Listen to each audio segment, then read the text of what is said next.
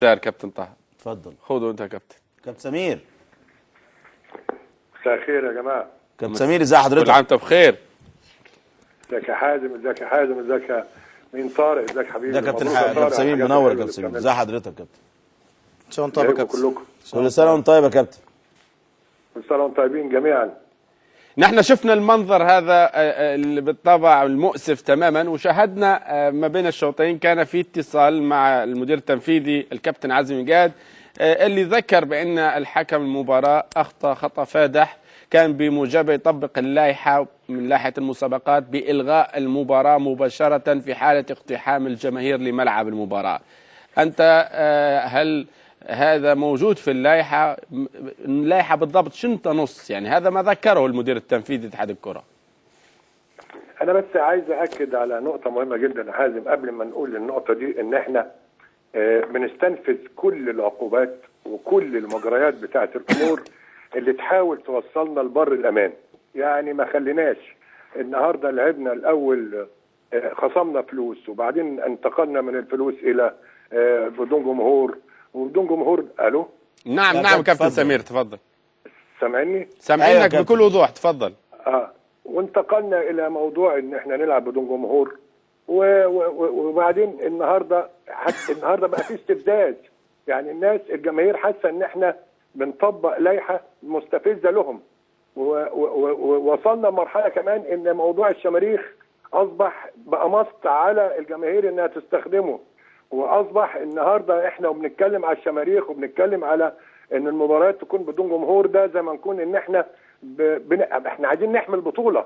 على فكره كل اللي احنا بنعمله ده عشان نحمل بطوله. النهارده اللي حصل يا سي حازم، النهارده اللي حصل ده اختراق لكل ما يؤتي من امن من قوه. يعني النهارده انك تقول استاد القاهره بدون جمهور و30 40 واحد داخلين ومعاهم شماريخ ويدخلوا الاستاد ويتفرجوا والعساكر بتجري وراهم، طب انت تضمن منين ان البطوله تقام في امان بعد كده؟ يعني اين الامان اللي ممكن تقوله عشان البطوله تقام؟ او النهارده تقول ان نلعب بدون جماهير تاني. وبعدين انا عايز اقول ان احنا عملنا جلسه وقعدنا مع وزير الداخليه وقعدنا مع وزير الاعلام ومع الانديه الجماهيريه وكل قوات الامن، واتفقنا على صياغه واتفقنا على اليات للعمل. النهارده عشان ايه؟ عشان ما نوصلش يا جماعه لحد ان احنا نقول طب هنلعب بدون جمهور، او انك تجبر في ظل المناخ اللي احنا بنعيشه ده والانفلات اللي موجود في الشارع انك تقول البطوله ما ينفعش تستمر. فليه نوصل نفسنا لكل الامور دي عشان قله غير واعيه وبتتكلم؟ وانا عايز اقول يا جماعه برضو القله الغير واعيه دي لازم تعرفوا ان هي قله متحركه مش من نفسها، في ناس بتحركها، في مجموعه كبيره قوي في المدرجات بتحركها ناس، بتحركها الشماريخ بتيجي بطريقه معينه. الكلام ده اتقال في اجتماع وزير الداخليه. طب كابتن سمير بعد اذن حضرتك كابتن سمير يا حازم اخر كلمه هقولها بس. اتفضل. ان ما كناش احنا نخاف على البطوله ونخاف على استمرار الدوري، احنا منظومه كره القدم كلنا مع بعض، صدقوني هيبقى في صعوبه في ان الدوري يستمر بهذا المناخ وبهذه الصعوبه اللي احنا بنواجهها كل مباراه. اما بالنسبه لما حدث اليوم اللي حصل النهارده، انا بقول طبعا انه يمكن ان الحكم يمكن شاف ان هو يستطيع او شاف ان الامن بيخرج الناس بسرعه، وشاف ان هو روح القانون استخدمه.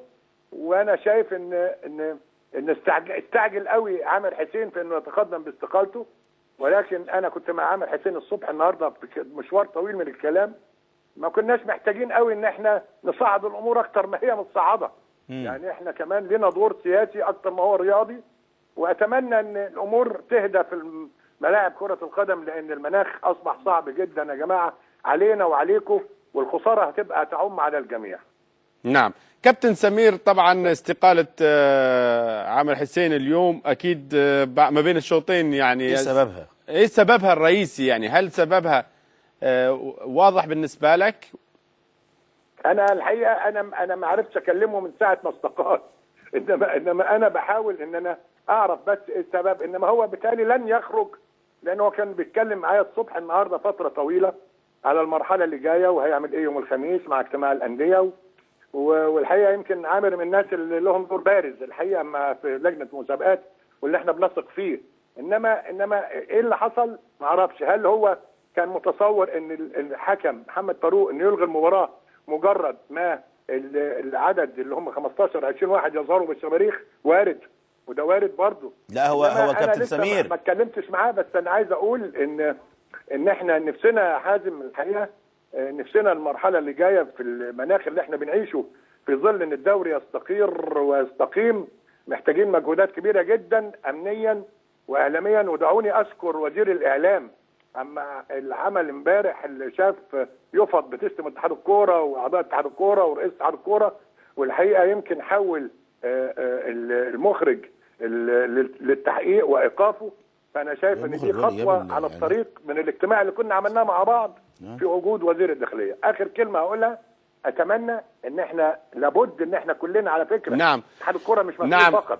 نعم كابتن اتحاد الكرة سمير، مش مسؤول لوحده. نعم أنا بس في سؤال ليك يا كلنا كابتن. مسؤولين مع بعض. نعم، في سؤال في سياق آخر.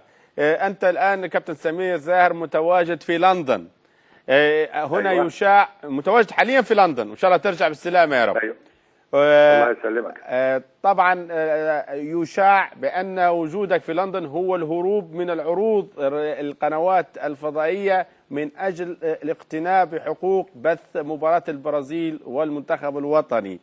كويس انك قلت السؤال ده، والله كويس قوي انك قلت السؤال ده يا حازم. نعم. بص يا حازم، انا لازم بس الناس تعرف كلها، اصل امبارح اثير هذا الكلام في قناة بعينها ذكرت هذا الأمر يا كابتن، في قناة بعينها ذكرت هذا الكلام يعني. طب ما انا هقول لحضرتك. نعم تفضل. انا بس عايز اكد على نقطه مهمه جدا، وان احنا عملنا مباراه البرازيل في الدوحه، ونجحنا الحمد لله في كل المقاييس بكل الظروف والشروط اللي احنا وصلنا لها، ان احنا نصل لمبالغ ماديه كبيره لاتحاد الكره المصري، وفي نفس الوقت ان المباراه بتقام في الدوحه، ولنا مرجعيه في مباراه في فيفا ديت السنه الجايه تبقى مباراه في مصر. ده الجزء الاولاني. الجزء الثاني ان احنا اخذين البث الارضي ده حقنا يذاع في مصر، وعندهم في قطر في قنوات هتذيع ايضا فضائي، اللي هو هتذيع يا اما الكاس يا اما الجزيره. والشركه الراعيه اللي للمباراه اشترت من الاتحاد القطري حقوق البث الفضائي.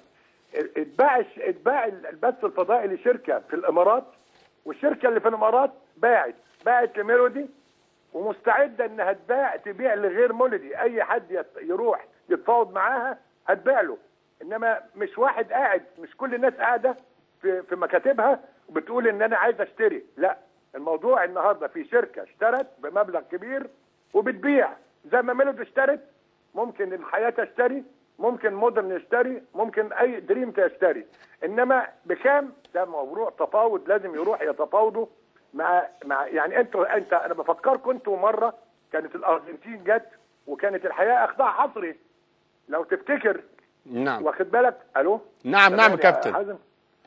فانا بقول رغم ان كانت المباراه بتاعت الارجنتين حصري للحياه، انما انا رفضت ان تكون البرازيل حصري لاي قناه فضائيه مستقله، وقلنا ان احنا مفتوحه المفاوضه مع الشركه بتاعت الامارات اللي اشترت لاي قناه تريد ان تشتري. بكام؟ هو ده المفروض ان هو التفاوض اللي يتم مع اي قناه فضائيه مطلوب انها تذيع. نعم، وانا تحت امركم. نعم كابتن سمير، معك كابتن طارق يحيى. كابتن سؤال سمير اخير حضرتك، بس ازي حضرتك الاول؟ كل سنه وانت طيب.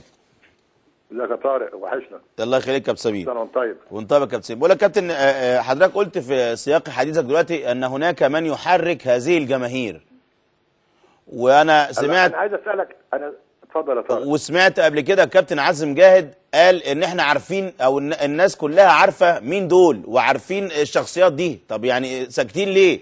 او الناس اللي مسؤوله ساكته ليه طالما انتوا عارفين هؤلاء او الاشخاص اللي بيحركوا الجماهير ويدوها شماريخ ويدوها تمويل عشان تشتري شماريخ وعشان تعمل كل الشغف ده يا كابتن سمير؟ ليه ما بتعلنوش عنهم؟ يا طارق احنا في اجتماع وزير الداخليه ووزير الاعلام وكل القنوات اللي هي الانديه الجماهيريه السته وقيادات الداخليه كانوا كلهم موجودين، واثير هذا الموضوع قدام الناس كلها، واثير ازاي من الذي له مصلحه في ان العمليه تبقى بهذا المنظر؟ مين الشماريخ دي بدات من امتى وازاي نقضي عليها؟ وهل في مصلحه من ان الشماريخ دي تبقى موجوده ولا لا؟ كل الكلام ده فيه محضر جلسه كبير قعدت 4 ساعات. نعم. فانا بقول ان النهارده بيتم تصوير في الاستاد لكل عناصر اللي موجوده. فالنهارده ما اسهل ان الداخليه تبقى عارفه صوره مين، وده موجود، وما اسهل ان هم المجاميع بتاعه الانديه معروفه، اللي هم القاده بتوع الانديه بتوع الالتراس 10 15 20 30. لابد ان يكون للداخليه دور اكبر فاعليه من اللي احنا فيه، عشان اللي جاي اصعب من اللي فات. نعم. اللي جاي اصعب من اللي فات عشان الدوري يستمر. نعم. فارجو من الداخليه وارجو من الاعلام انه دوره يبقى ابرز. نعم ان شاء الله، ونحن نقوم بهذا الدور الان على استمرار الدوري. نعم، في الحياة بنقوم بالدور توعية الجماهير والتنبيه على هذا الأمر، وبالطبع نحاول بقدر المستطاع أن تتم إيصال هذه التوعية للجماهير بعينها من أجل الحفاظ على كرة القدم المصرية كمنظومة رياضية متكاملة. شكرا لرئيس الاتحاد